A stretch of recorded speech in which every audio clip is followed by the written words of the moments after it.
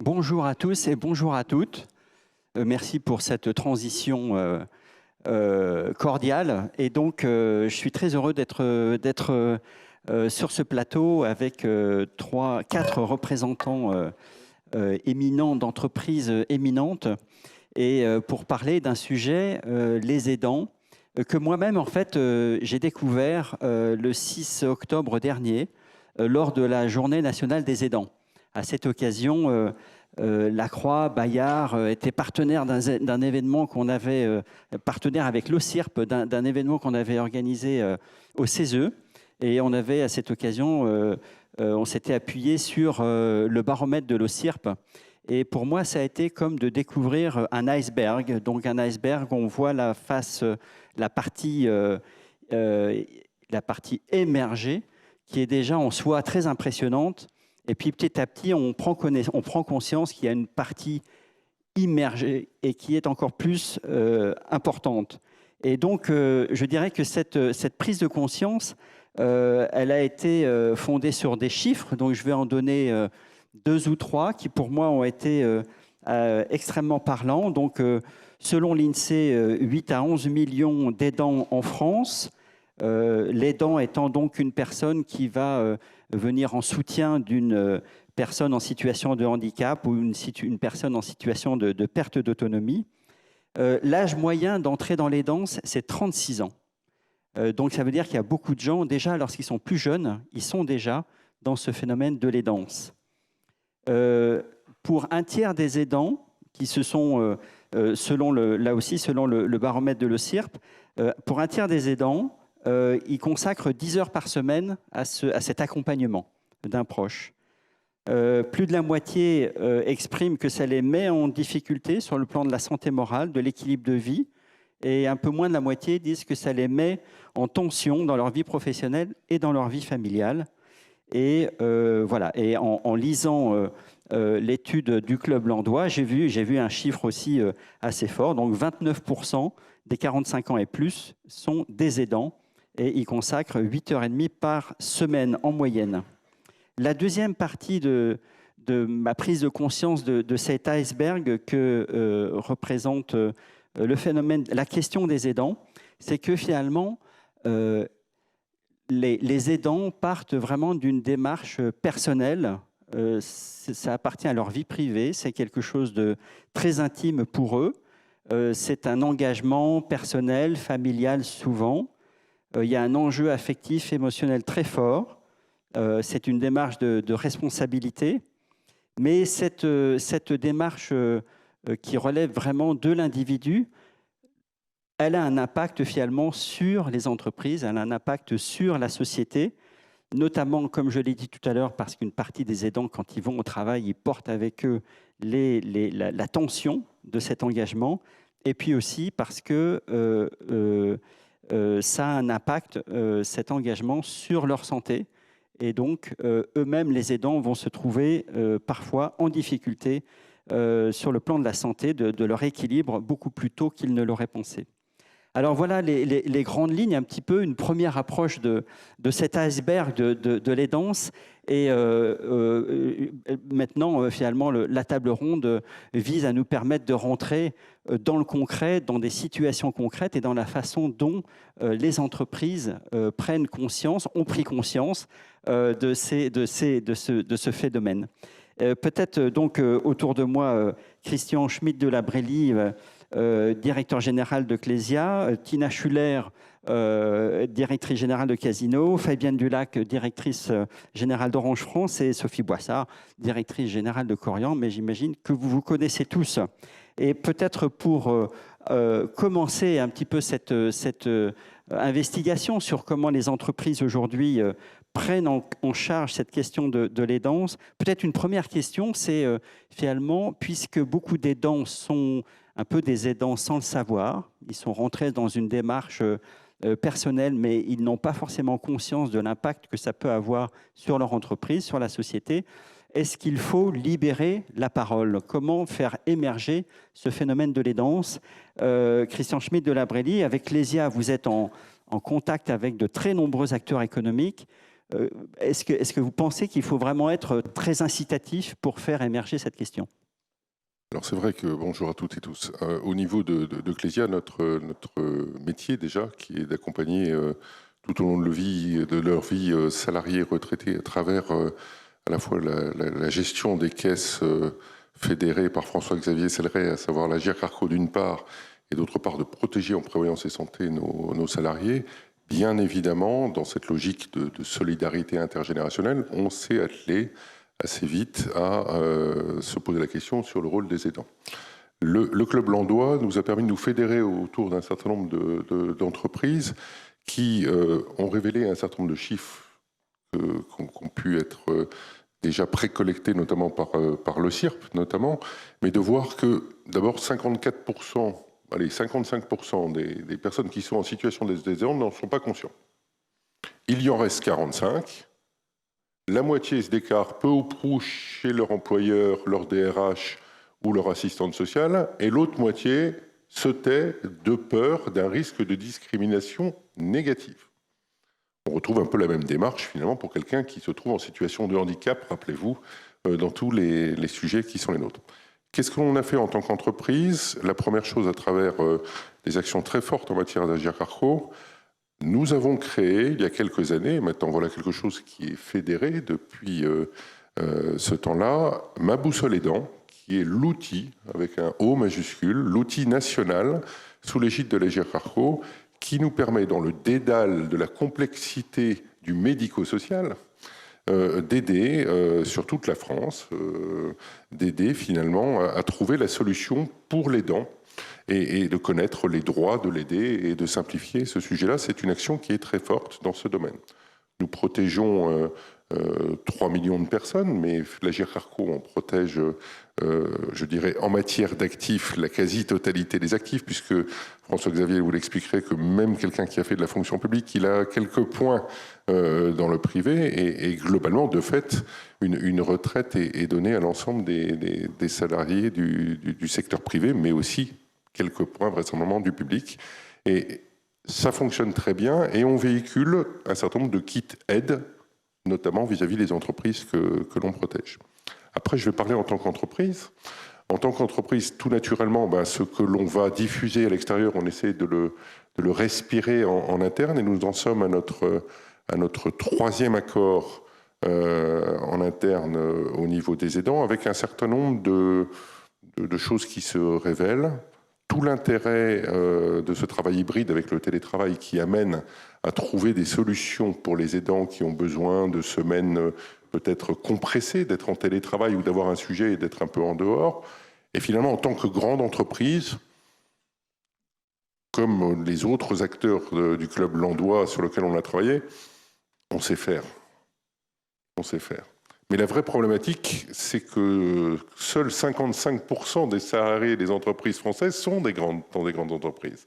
Donc ça veut dire qu'on abandonnerait finalement sur cette logique d'aidance la moitié.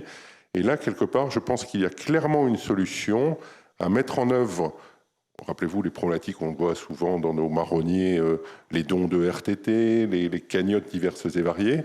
Comment est-ce qu'on peut généraliser et mettre en place, un peu comme l'intéressement et la participation dont on parlait lors du précédent tour de table, au niveau des branches, des conventions collectives, des logiques qui nous permettraient de mutualiser tout ceci dans le cadre d'un accord de prévoyance finalement, au sens étymologique du terme, et trouver des solutions secteur d'activité par secteur d'activité, avec la flexibilité de ces secteurs d'activité, où dans certains secteurs, le télétravail n'existe pas.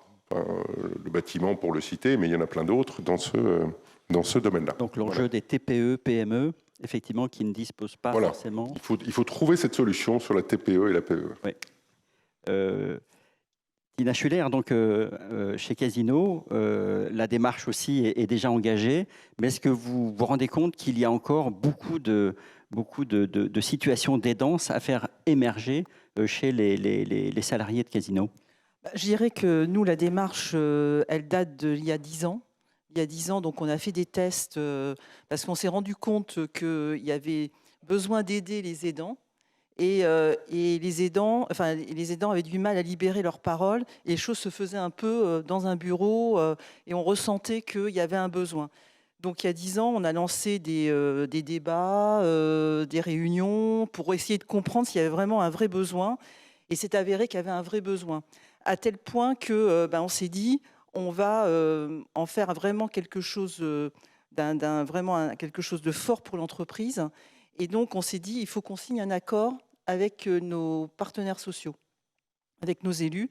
Et donc en 2012, on a signé un accord avec nos partenaires sociaux. Et donc ça, c'était un moment, disons, assez fondateur. C'était un acte fondateur pour moi, pour libérer la parole et se dire, voilà, je suis un aidant et je vais oser le dire parce que l'entreprise reconnaît ce besoin. Donc ça a été vraiment un acte fort. Et donc, du coup, on a appelé cette démarche « Aidons les aidants ». Donc ça, du coup, c'est facile à retenir. C'est quelque chose que tout le monde s'est bien approprié. Et donc, du coup, c'est devenu quelque chose d'assez facile. Et donc, à partir de là, on a mis des outils en place pour justement aider les aidants au quotidien. Donc, on a mis en place un guide où, en fait, il y a tout ce qu'il faut sur le guide. J'ai quelques éléments. Donc, il y a des informations sur les contacts internes. Donc, ça, c'est hyper important, savoir pouvoir parler à des personnes qui ont une forte écoute. Des infos sur les structures externes, les numéros utiles. Mais ça a l'air tout bête, mais c'est des choses, quand on est vraiment aidant, on est un peu perdu, on ne sait pas très bien à qui s'adresser. Des dispositifs légaux aussi, parce qu'on a des dispositifs légaux, mais on ne les connaît pas. Et puis forcément des réflexes pour soulager le quotidien de l'aidant. Donc ça, ce guide, il existe. Ça, c'est quelque chose qu'on pourra montrer, mais c'est vrai que ça rassure. La deuxième chose, on en a parlé, c'est le plan de congé pour les aidants. Alors ça, c'est un acte fort aussi, parce que les congés, c'est-à-dire que forcément, il faut du temps pour les aidants. Ça, c'est évident, mais c'est pas facile de dire, moi, j'ai besoin de temps, j'ai un travail, mais j'ai besoin de temps. Comment je fais ? J'ai pas suffisamment de congés pour pouvoir m'occuper de la personne qui est malade, qui est en position de handicap. Et donc, en fait, on peut donner un jour. En fait, moi, je suis collègue, je peux donner un jour de congé à l'aidant. Et l'entreprise abonde. Donc, un jour donné, un jour abondé. Il faut savoir que depuis 2013, on a donné 4000 jours. Donc ça, c'est quand même quelque chose de factuel. Ensuite, on a mis en place des personnes référentes, c'est-à-dire pouvoir se confier, alors forcément le manager, mais quelquefois... Des personnes de la RH ou, RH, ouais. Des managers. Et en fait, on a mis en place une démarche de bienveilleurs. Et en fait, on a des bienveilleurs dans l'entreprise.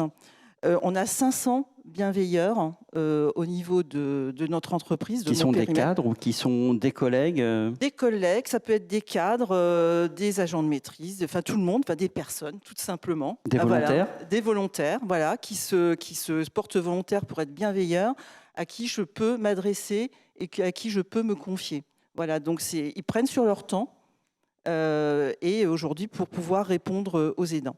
Et les bienveilleurs, c'est uniquement pour la question des aidants ou ça peut être pour d'autres sujets. Pour d'autres voilà, sujets, exactement. Voilà, okay. Donc ils sont un peu des confidents. En fait, chez Casino, on a mis en place une démarche qui s'appelle le management bienveillant.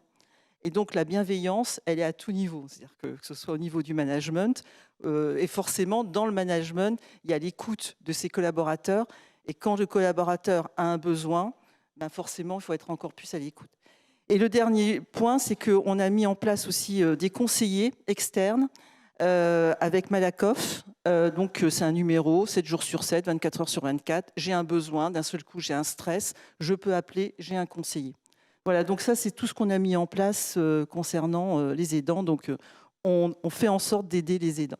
Très bien, merci. Peut-être qu'on reviendra tout à l'heure sur comment évaluer finalement tous ces efforts, les coûts que ça représente, peut-être aussi évaluer les bénéfices que ça apporte à l'entreprise. Chez Orange France, donc là aussi, comment s'est passée la prise de conscience et quels sont les outils que vous avez mis en place ? Alors, la prise de conscience, elle est assez récente, il faut quand même se le dire, à la fois parce que, vous le disiez tout à l'heure, les aidants n'ont pas vraiment conscience d'être aidants, donc d'abord le déclarent peu. Et au-delà de ça, c'est quand même aussi une question très intime. Et cette question intime, elle a du mal à passer les barrières de l'entreprise. Et c'est aussi normal. C'est quelque chose qui est un rapport à soi, à la mort, au sien, et c'est pas si facile de le déclarer, et notamment dans une relation professionnelle avec un manager. Pour moi, quand on voit, nous, aujourd'hui, on a des dispositifs ou des signaux qui nous permettent d'identifier les aidants et peut-être aussi de faire un peu de proactif. Il y en a plusieurs. Quand on nous a des demandes, par exemple, d'évolution, d'aménagement de ses horaires, des demandes de mobilité géographique pour se rapprocher de ses parents, des demandes de changement de poste de travail pour trouver de la flexibilité dans l'organisation du travail. Ça, c'est des signaux faibles. Des signaux faibles qui nous permettent, avec l'ensemble des médecins du travail, des assistantes sociales, effectivement, de pouvoir, au final, essayer de détecter. Mais quand on regarde les chiffres concrets, et moi je suis allée, avant de venir pour cette conférence, regarder combien de personnes avaient demandé le CPA, c'est le congé de proche aidant. On en a eu 5 sur 45 000 collaborateurs, donc c'est très très peu.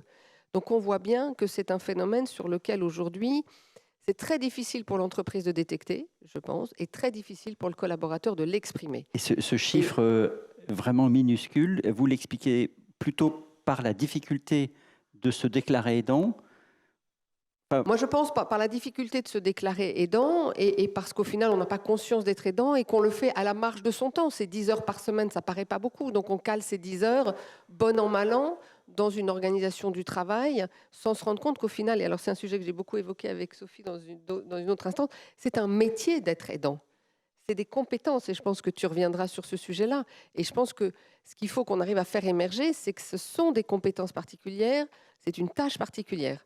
Et pour réussir, je pense, à la fois à ce que les aidants se déclarent et que l'entreprise aussi aide à ce dispositif, il y a 2 choses qu'il faut qu'on instaure dans les entreprises via cette responsabilité que l'on a.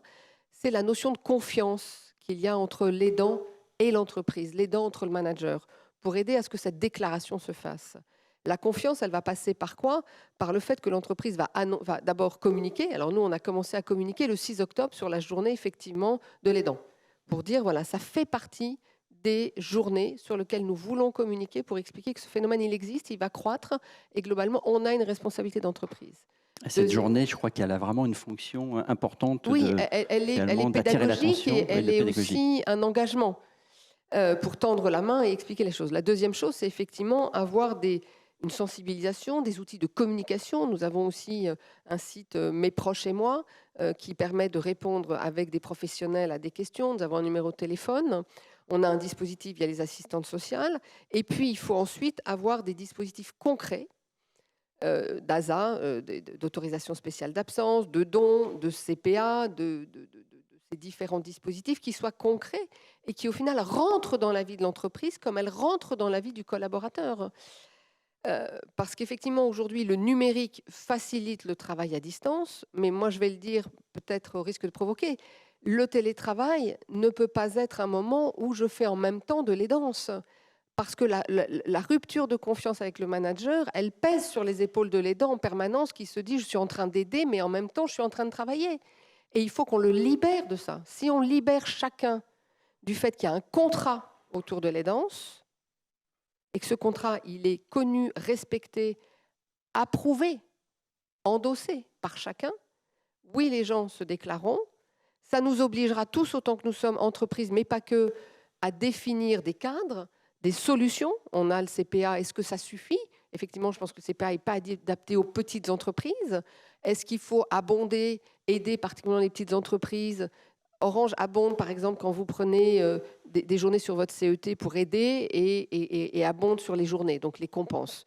Sur le CPA, on prend en charge au final les cotisations retraite. Mais une petite entreprise ne peut pas le faire. Comment, au final, les pouvoirs publics mettent aussi en place des politiques, des dispositifs qui viennent aider, qui se diffusent et qui soient adaptés à tous les formats. Mais moi, je crois que ça passera par confiance, dispositif, transparence. Et après, ça relèvera de chacun de son intimité pour savoir si on le dit ou non. Mais donc, on ne le laisser dira la liberté. pas tant qu'on ne verra pas non plus le bénéfice de le dire. Et c'est quoi le bénéfice de le dire? C'est de suspendre un tout petit peu cette charge mentale, ce stress que représente l'aidant, le fait d'aider au milieu d'une charge de travail qui est déjà assez importante. Donc la transparence, pour moi, est fondamentale. Confiance et transparence. L'entreprise qui vient finalement en soutien à l'aidant, en garantissant justement une Et en compréhension. poussant les pouvoirs publics à mettre en place des dispositifs adaptés. Alors ça, on y viendra peut-être à la fin. Sophie Boissard, donc Corian, effectivement, une entreprise, je dirais, qui est par son métier finalement dans le soin, dans l'attention. Alors peut-être une première question sur les salariés eux-mêmes, justement, et l'attitude de Corian par rapport à ses salariés. Donc là aussi, cette question de l'aidance, est-ce que enfin, voilà, comment est-ce que vous la travaillez? Alors, beaucoup de choses, beaucoup de ce qui a été dit dans le cas de Casino, dans le cas d'Orange, sont parfaitement valables chez nous. Notre caractéristique, on a peut-être deux éléments caractéristiques. D'abord, donc Corian est une entreprise de femmes parce que les métiers des services de santé et de soins sont des métiers de femmes. Corian, très concrètement, c'est 80% de collaborateurs qui sont des collaboratrices, 44 ans d'âge moyen et 25% de parents célibataires. Je pense que c'est d'abord un premier élément, puis je reviendrai après sur ce que ça veut dire. Après, deuxième chose, nos métiers sont profondément, et par essence, que ce soit dans le médico-social ou dans les activités de santé, des métiers dans lesquels, professionnellement, nous sommes au contact et au service d'aidants. Nous allons accompagner des patients, des personnes fragiles, isolées et leurs proches. Et dans notre raison d'être, nous avons inclus soigner, accompagner, prendre soin des personnes dans des moments de fragilité et nous avons inclus les proches. Nous considérons que notre raison d'être est d'être tant auprès du patient que de son entourage parce que ça participe d'un bon soin et d'un accompagnement dans le respect de ce que chacun est.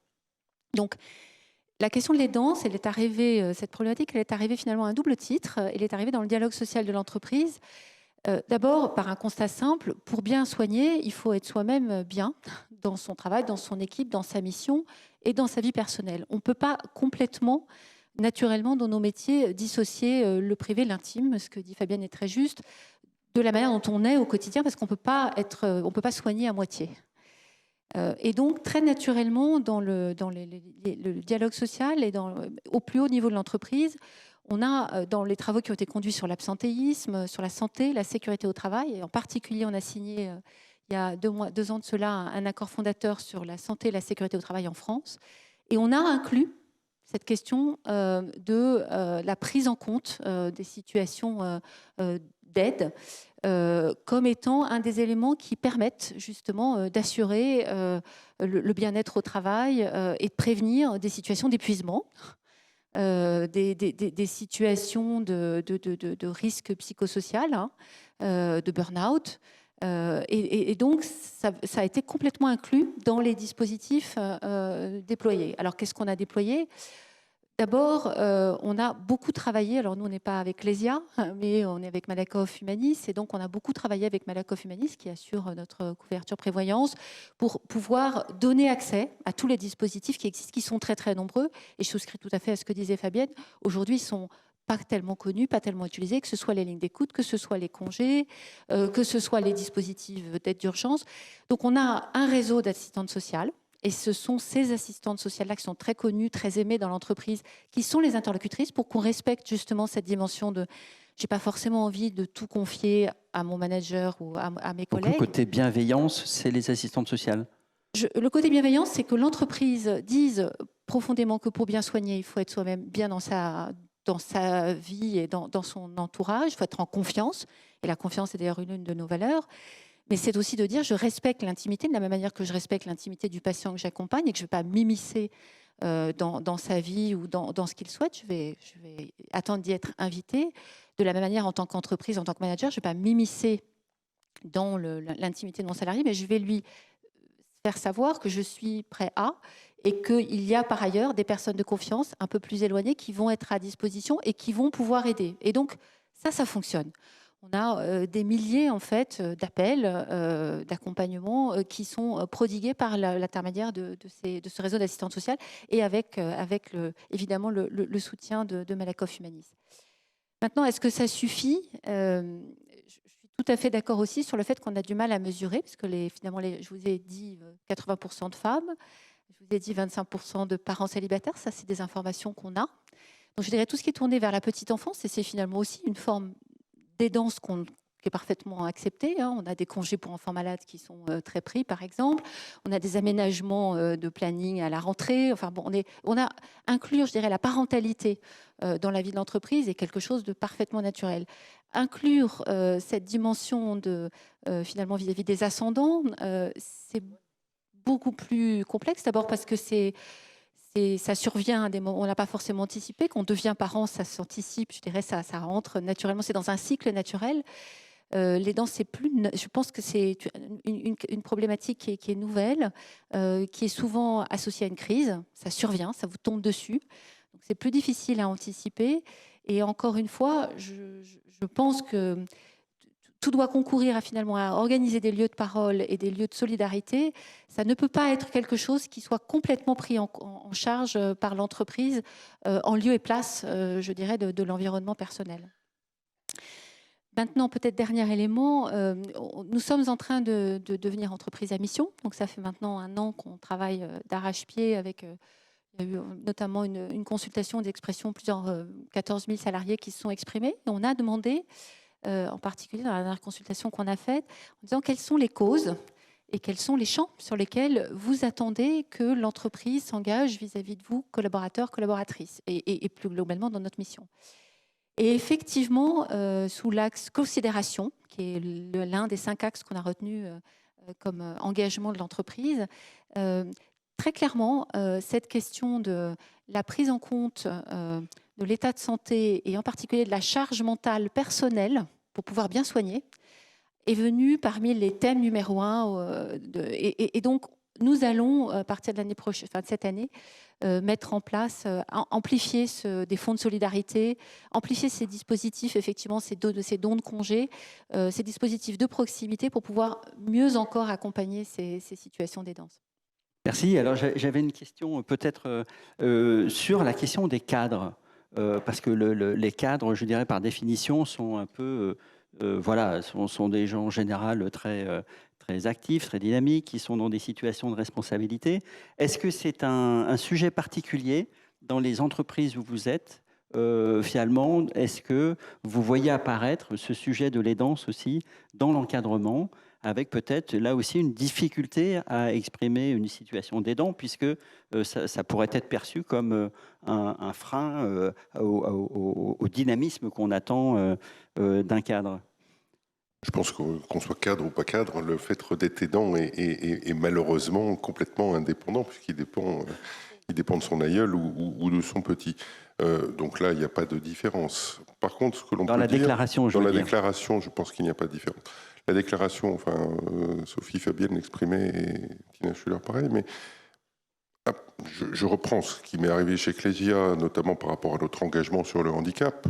À partir du moment où on part vraiment dans une démarche qui part de la direction générale, de la présidence sur ce sujet-là, l'encadrement décline cette mesure et après elle s'établit. Nous sommes partis dans des véritables démarches avec nos partenaires sociaux, notamment à l'époque, une dizaine d'années, sur le handicap. Du jour au lendemain, je n'avais pas une personne en situation de handicap de plus. Mais mon taux de déclaration a monté de 1,5 points, de 150 points de base. Ce qui était révolutionnaire. La vision de ce que je vous disais tout à l'heure, 50% des personnes qui se cachent en pensant que ceci va être discriminant sur le sujet, est un élément sur lequel l'encadrement, s'il en prend la cause de la part de la direction, va bien décliner ce sujet-là sur l'ensemble de l'entreprise, avec une conscience qu'ont les Français que l'entreprise doit jouer un rôle d'intérêt général. Là, on le voit dans un autre cercle qui s'appelle chez nous l'Institut de l'entreprise, sur lequel on anime beaucoup d'éléments avec certains d'entre nous autour de cette table. Mais globalement, on voit bien que c'est un élément de performance que jugent 80% des DRH, cette problématique de traiter la problématique d'aidance, parce que arrêt de travail, etc., etc. Et c'est un élément d'engagement au sein de l'entreprise. Donc oui, le management sera le relais de cette impulsion. Est-ce qu'il est plus ou moins touché? Il a peut-être, de par son réseau, d'avoir plus de facilité et de ne pas avoir la double peine que peut avoir le salarié de base, bien évidemment. et tant mieux pour lui, à la limite, mais globalement, il n'est pas moins touché qu'un autre. Merci. Dans vos entreprises, oui. C'est pareil. Effectivement, j'ai pas de stats en disant il y a plus d'employés que de cadres. Enfin, je pense qu'il n'y a pas de discrimination, en fait. Quand je dis, c'est à la fois, on est tous des êtres humains et le statut importe peu, en fait. En fait, si chacun a sa place dans l'entreprise, on doit l'aider. Et quand on a un sujet personnel qui nous ronge, le rôle de l'entreprise, c'est de l'aider et de faire en sorte, si la personne est jugée importante pour l'entreprise, forcément, il faut qu'on l'aide, qu'on débloque ce sujet, parce que je pense qu'on est tous concernés. Enfin, on a toujours eu des soucis personnels. Et quand l'entreprise est à l'écoute et dédramatise en fait le sujet, les choses sont beaucoup plus faciles. Et en fait, moi, je préfère vraiment, on est vraiment à l'écoute. Et quand il y a un sujet, je préfère que la personne prenne du temps. Et donc, du coup, on donne du temps pour qu'elle traite le sujet et qu'elle soit libérée de ça, en espérant du fond du cœur que ça s'arrange. Voilà. Donc, nous, on est vraiment dans cette optique-là. On a cette démarche-là, que ce soit dans mon codir. Enfin, c'est proche. Tout est proche. Les sujets concernent tout le monde. Et donc, moi, je sais que aujourd'hui, chez Casino, c'est quelque chose de très positif, en tout cas pour le quotidien. Donc, il n'y a pas de discrimination par rapport à ça. Alors, je pense, comme le disait Christian, qu'on soit cadre ou pas, tout le monde est touché de la même façon, parce que le vieillissement touche tout le monde de la même façon. Il faut être honnête, quand on est cadre, on a parfois un peu plus de moyens que quand on est salarié ou quand on est, j'allais dire, cadre A, B ou C, et que ça joue un tout petit peu. Il ne faut pas se leurrer. Donc, c'est pour ça que ce sujet que l'entreprise doit prendre, doit mettre sur la table pour créer cette relation de confiance, elle est fondamentale. Pour proposer des dispositifs, elle est fondamentale. Et pour expliquer que ce sujet-là, en tant qu'entreprise responsable, elle l'aborde. Et puis parce que pour moi, il y a une deuxième discrimination, et je parle sous le contrôle de gens plus experts que moi, mais des études que j'ai lues, c'est que quand même les aidants sont souvent des aidantes. Plus majoritairement, je suis désolée, mais c'est une réalité. Et donc, là, il y a une forme les chiffres sont catégoriques. Sont catégoriques, et je pense que donc les femmes sont beaucoup plus contributrices d'aidants. On sait qu'elles ont aussi des carrières parfois plus complexes. Alors heureusement, il y a 20 ans, on parlait de la maternité comme un accident parfois dans les parcours. On est quand même réussi à sortir de ce sujet-là. Mais encore, je pense que certains managers n'ont pas fait complètement leur évolution. Faut se le dire. Donc, c'est aussi, là, il y a une discrimination. Et c'est pour ça, au final, qu'il faut être très, très vigilant à ce que l'entreprise endosse pas seule, comme le disait Sophie, au final, cette responsabilité, comme le disait Christian, parce qu'on créera quand même de la discrimination de femmes qui vont s'arrêter, se retrouver, j'allais dire, momentanément à être obligées d'être aidantes et donc un peu exclues d'entreprise. Donc là encore, ne pas cotiser à la retraite. C'est ces discriminations-là qui, moi, me paraissent vraiment fondamentales, ou effectivement avoir une charge mentale ou une charge de travail qui devient complexe dans ces deux exercices et de ces deux engagements qu'elle cherche à mener j'allais dire, en parallèle. Donc, tous ces dispositifs sont fondamentaux et ça passe par la sensibilisation, la communication, puis des dispositifs concrets pour qu'on ait le sentiment qu'il y a des solutions. Ces solutions, on peut les saisir. Alors, ce que j'entends vraiment dans chacune de vos interventions, c'est effectivement ce terme de bienveillance que vous avez prononcé. Donc, c'est vraiment cette dimension de responsabilité sociale de l'entreprise, d'attention effectivement à ses salariés. Est-ce que l'une des motivations aussi, c'est l'enjeu du coût? Est-ce qu'il y a eu dans le monde de l'entreprise ou dans vos entreprises plus particulièrement une évaluation de ce que coûtait finalement le fait que des aidants soient accaparés, mentalement un peu surchargés par cette préoccupation. Peut-être Sophie Boissard. Je n'ai pas de chiffrage de cela, mais je crois que c'est presque du bon sens. Encore une fois, c'est difficile d'être pleinement à sa tâche et d'être bien dans ce que l'on fait si on a... de toute façon, quand on est en situation d'accompagner un proche qui souffre d'une maladie grave, ou, de toute façon, c'est émotionnellement extrêmement difficile. Bien sûr. Voilà. Et je dirais que c'est pas une question économique, c'est d'abord et avant tout une question de solidarité, de culture d'entreprise que d'être solidaire, y compris dans les bons comme dans les mauvais moments. Après, je pense aussi qu'une des grandes difficultés aujourd'hui du marché du travail en France, en tout cas, c'est l'absentéisme. Je pense qu'après le Covid, on n'est pas du tout revenu à la normale. D'ailleurs, je pense qu'on n'a pas du tout complètement pris la mesure de l'impact en santé publique de cette épidémie, notamment sur la santé mentale, sur les affections, sur les troubles de l'humeur, les dépressions. Voilà, et que c'est absolument essentiel que, ne serait-ce que pour le coup, pour la soutenabilité de nos modèles, de revenir à un niveau de meilleure santé globalement de la population et à un meilleur taux d'emploi, taux de présence en emploi des collaborateurs. On ne peut juste pas se permettre aujourd'hui de continuer, en tout cas dans les secteurs d'activité comme le mien, on est proche de 10% de taux d'absentéisme depuis maintenant 3 ans, et c'est totalement insoutenable. Quand on regarde l'ampleur des besoins aujourd'hui qui ne sont pas couverts, faute de collaborateurs à disposition. Par rapport au coût, c'est vrai, forcément, on n'a pas du tout compté, parce que je pense que le sujet, c'est pas de compter, c'est de faire en sorte que ça se passe le mieux possible. Et je dirais qu'il y a tellement de valeurs qui se développent par les collègues et par l'équipe, de solidarité, de bienveillance. Enfin, forcément, je trouve qu'il y a beaucoup d'émotions quand on aide. En interne, il y a beaucoup de communication là-dessus. On a aidé, ça s'est bien passé. Et donc, je trouve que toutes ces valeurs sont... n'ont pas quelque part, on n'arrive pas à leur donner des coups, en fait. Au contraire, c'est très, ça nous tire vers le haut. Et je dirais que par rapport à l'absentéisme, où souvent on le subit, enfin on se dit l'absentéisme, au contraire, cette démarche d'aidant permet d'anticiper et de s'organiser. Et ça change tout. Et le fait de l'intégrer dans l'organisation, eh ben, je trouve que ça, c'est au contraire, je pense qu'il n'y a pas de coût, au contraire, il y a la création de valeur. On y reviendra, mais peut-être, pardon, vous vouliez dire un mot. Je voulais juste dire que je confirme, il n'y a pas de coût, c'est pas le sujet. Et je pense que derrière le débat qu'on a, il y a 3 phénomènes qui ont émergé ces dernières années et qui, au final, amènent à prendre ce sujet-là. C'est quand même la responsabilité des entreprises, qui est un sujet beaucoup plus prégnant qu'avant, sur lequel on sent tous qu'on a ce besoin de le cranter.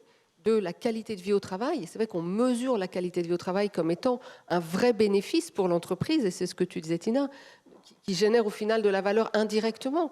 Et ça, je pense que toutes les entreprises l'ont compris. Donc, elles essayent de travailler sujet par sujet. Qu'est-ce qui peut améliorer ou non, d'ailleurs, ou désorganiser la qualité de vie au travail. Et on voit qu'on a des phénomènes internes à l'entreprise et de plus en plus externes à l'entreprise, dont effectivement ce développement de l'aidance. Et puis troisièmement, il y a celui de l'engagement de nos collaborateurs, l'engagement des collectifs. Et l'engagement des collectifs, il passe aussi par cette solidarité que l'aidance, j'allais dire, induit dans ce qu'elle demande au final au collectif. Donc c'est quand même ces 3 phénomènes qu'on retrouve derrière le sujet de l'aidance. Je me tourne vers vous, parce qu'à Clésia, vous avez vraiment une vision aussi très plurielle, finalement, de la réalité économique. Et du côté justement des PME, TPE, est-ce que pour elle, l'enjeu du coût, finalement, de l'aidance, de l'impact en termes un peu négatifs sur l'activité, ne se pose pas plus directement? Je pense que sur plein de sujets, d'abord, la TPE et la PME, je le disais tout à l'heure, n'a pas la richesse d'avoir les DRH, les patrons des relations sociales, enfin, tout ce qu'on a dans nos grandes entreprises et sur lequel on le découvre depuis quelques années. On voit toute la sensibilité de la problématique d'aidants sur la qualité de vie au travail. Enfin, on le voit dans les indicateurs qu'avait remonté le CIRP, d'ailleurs, ces derniers temps. Enfin, tout ça est très clair. La vraie problématique, c'est pour 45% des salariés français en dehors de la fonction publique, qui doit avoir tous les dispositifs, mais que je ne connais pas là, donc je n'en parlerai pas, je parle de choses qui me sont de plus grande compétence. On a 45% des TPE et des PME sur lequel ça peut risquer un risque de rupture en matière d'attractivité dans l'entreprise. Si elle a 3 salariés et qu'il y en a un qui a vocation à ne plus être présent, un risque économique direct, là aussi, et sur lequel nous sommes convaincus qu'il nous faut créer ces nouveaux produits de mutualisation pour ces PME et ces TPE qui permettent de payer X semaines de RTT, de congés, pardon, d'avoir des sujets qui soient des amortisseurs dans nos problématiques de prévoyance qui dépassent l'arrêt de travail, l'incapacité et l'invalidité dûment nommée, et donc d'avoir des choses simples, comme le disait tout à l'heure Fabienne, des choses orientées par nos gouvernants, nous permettant de mettre en place ces systèmes le plus rapidement possible pour 45% des salariés français qui, là, sont complètement démunis et visent à remettre en cause, des fois, la viabilité même de l'entreprise si 30% de son effectif part. Voilà. Alors après, la question des coûts, la question des bénéfices, mais vous en avez déjà toutes parlé, mais voilà, est-ce que notamment l'aidant ou l'aidante, dans son travail d'aidant, est-ce que finalement est-ce qu'il y a une sorte de valeur à ce travail, alors, ou plutôt à cette mission, à cette attention, bref, est-ce que sa démarche d'aidant peut apporter quelque chose en retour à l'entreprise? Est-ce que c'est des compétences qu'il développe? Voilà. Est-ce qu'il y a cette valorisation un petit peu j'ose pas dire du travail, mais en tout cas de l'engagement de l'aidant? Comment est-ce qu'on peut l'établir? Sophie Boissard, je ne sais pas si vous avez déjà travaillé sur ce sujet. Par construction, dans l'activité qui est la mienne, évidemment oui. Et je dirais d'ailleurs, souvent on ne devient pas soignant par hasard, et le nombre de fois où finalement je réalise que la vocation ou le parcours a fait parce qu'à un moment on a été soi-même confronté, on a été d'abord aidant et finalement on a opté, on a affermi une vocation pour un métier médical ou paramédical. J'ai encore un exemple tout récent en tête d'un militaire reconverti en infirmier spécialisé qui me disait qu'il avait fait ce chemin-là parce qu'il avait accompagné un frère gravement malade.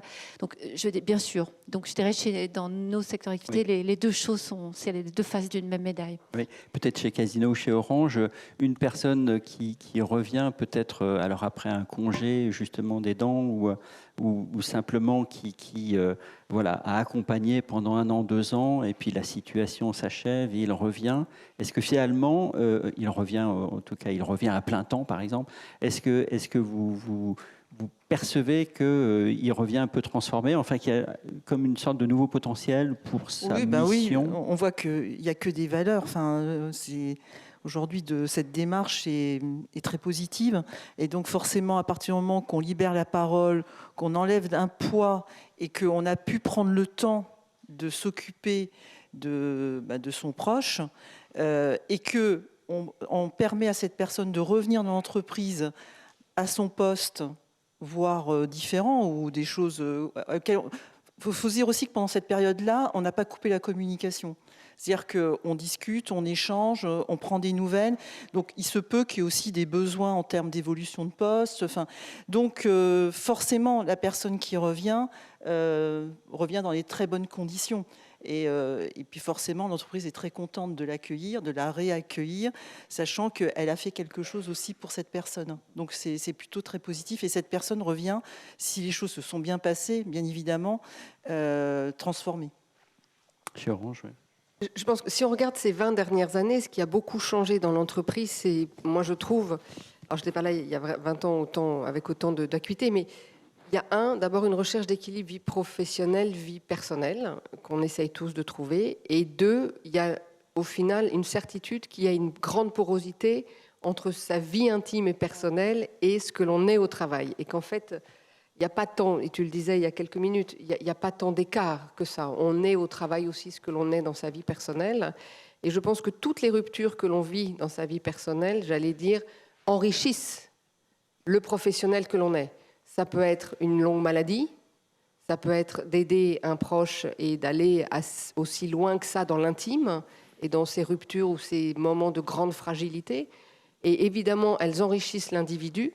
Elles enrichissent le collaborateur et c'est à nous, en tant qu'entreprise, d'essayer de voir comment, au final, effectivement, on le récupère, ce savoir et cette expertise qui a été acquise, comment elle rentre dans un collectif, comment elle aide à amener, j'allais dire aussi de l'humanité au quotidien, dans le collectif aussi, parce qu'on en a besoin. Donc oui, bien sûr, Mais j'allais dire, ça n'est pas propre qu'à l'aidant. Je pense que c'est de plus en plus propre à toutes les ruptures que les entreprises essayent d'intégrer dans le parcours de chacun et où on a la conviction qu'il n'y a pas de parcours sans rupture aujourd'hui. Est-ce que on a raisonné chacun au niveau de chaque entreprise? Est-ce qu'aujourd'hui vous ressentez le niveau la nécessité de hisser un petit peu la problématique à un niveau plus collectif, à un niveau étatique? Est-ce que cette question de l'aidance dans le domaine de la prévoyance est un sujet qui est amené à devenir vraiment transversal? Voilà, quels sont un petit peu pour vous, autant en vous entendant, vous assumez ce sujet et vous le gérez au niveau de l'entreprise, est-ce que vous pensez qu'il faut aussi un niveau, voilà, au niveau régulation, un rôle de, je sais pas, de l'État d'une façon ou d'une autre? Moi, déjà, j'ai un exemple. Il y a une entreprise qui est née qui s'appelle Smart Good Alliance, qui fait partie de Smart Good Think. Un des dirigeants, enfin le dirigeant, c'est Tony Parker. Donc je ne sais pas si vous connaissez Tony Parker. Je crois qu'il joue au basket. Une belle reconversion et qui veut donner beaucoup à son pays.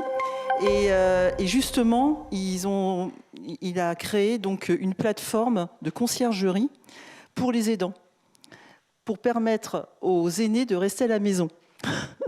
Et c'est vrai que ça, c'est un sujet aussi. Et donc, c'est une conciergerie où, en fait, voilà, si j'ai besoin de, je sais pas, d'une réparation, et donc je peux, sur cette plateforme, commander quelque chose pour réparer. Nous, on intervient Casino pour les courses. Donc, en fait, voilà, donc l'aidant peut faire les courses sur notre plateforme. Et bien évidemment, on fait un tarif préférentiel pour aider l'aidant à faire en sorte d'accompagner la personne qui doit rester à la maison, nos aînés qui veulent rester à la maison. Donc ça, c'est des initiatives qui sont très intéressantes. Donc c'est privé, mais c'est vrai que nous, grandes entreprises, on peut aussi aider. La Poste fait partie de cette conciergerie. Enfin voilà, donc aujourd'hui, ils sont en train de collecter en fait pas mal d'entreprises pour adhérer à cette conciergerie. Alors, donc ça, c'est une initiative privée, mais qui concerne tout le monde.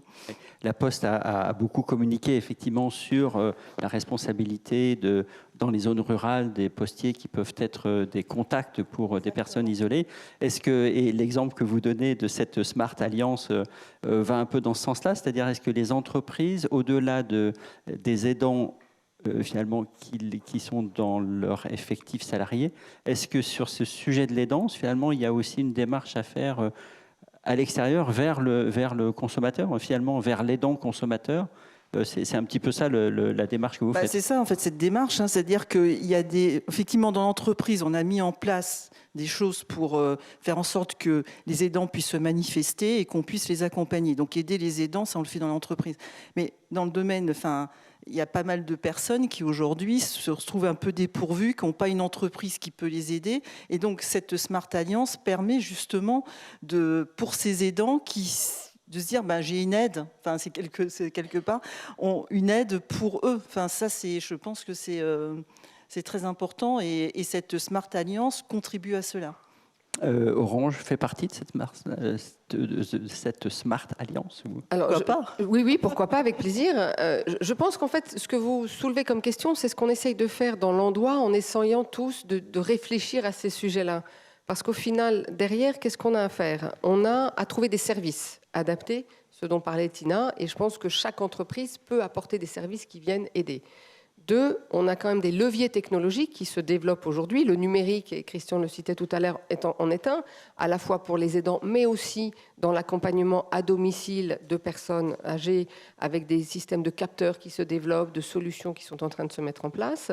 Et puis trois, on a aussi des dispositifs de politique publique. Moi, je reviens dessus parce que je pense quand même que c'est un sujet sociétal qui, pour qu'il fonctionne partout, doit être un tout petit peu plus structuré.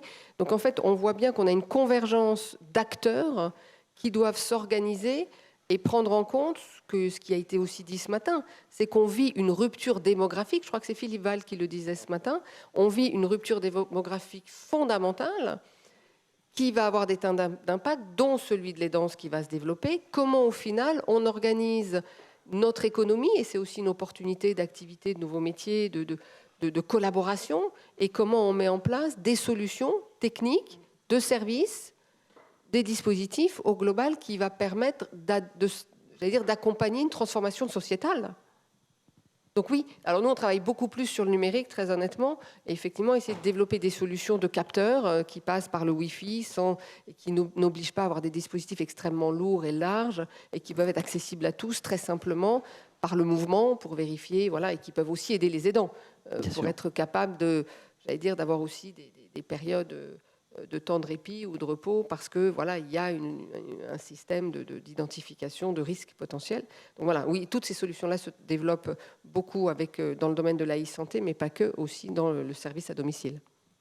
Sophie Boissard, sur ce sujet de l'élargissement finalement du domaine de l'aidance.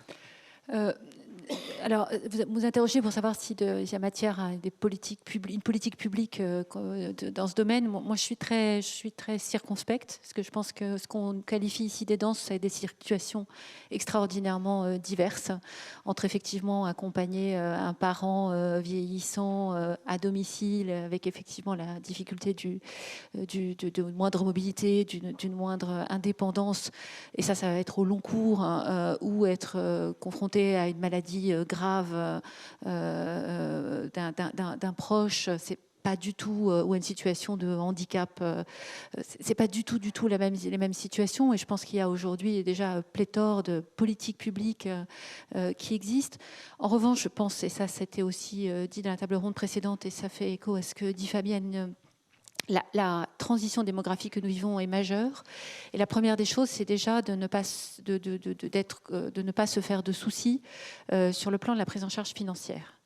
Et ça, je pense aujourd'hui qu'on n'a pas complètement été au bout de cette question de finalement comment on s'assure, comment on se prémunit contre les dépenses, les frais qui vont être liés à cela.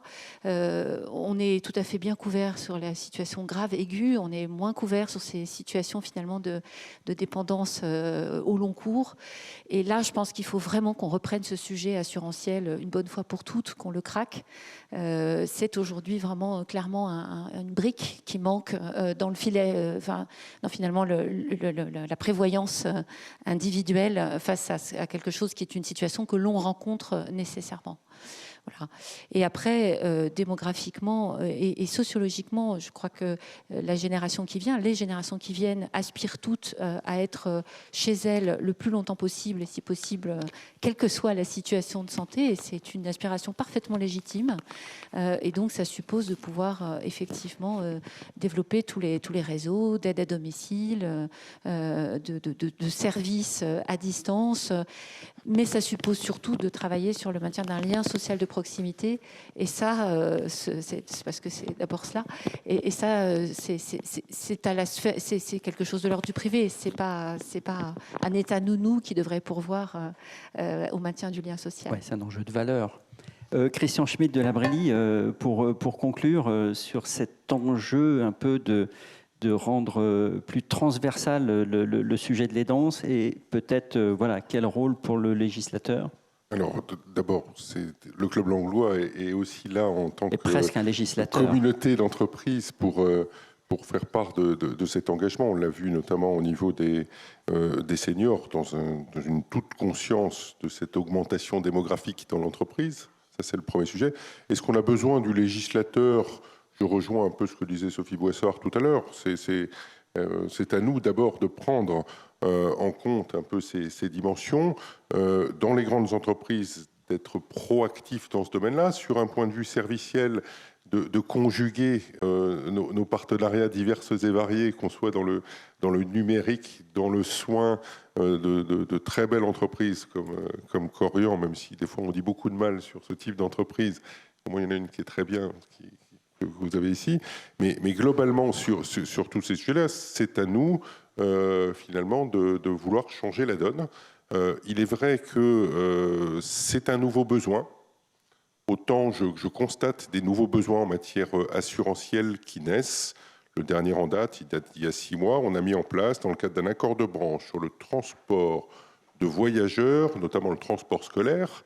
Les transports scolaires, c'est souvent c'est quelqu'un qui a 64 ans, qui est le conducteur type. Il a 64 ans et il est agriculteur toute la journée et des fois toute la nuit, mais le matin et le soir, il prend le quart de son patron pour aller chercher les enfants c'est moyennement sur la rassurant. route départementale. Et il fait très bien son boulot.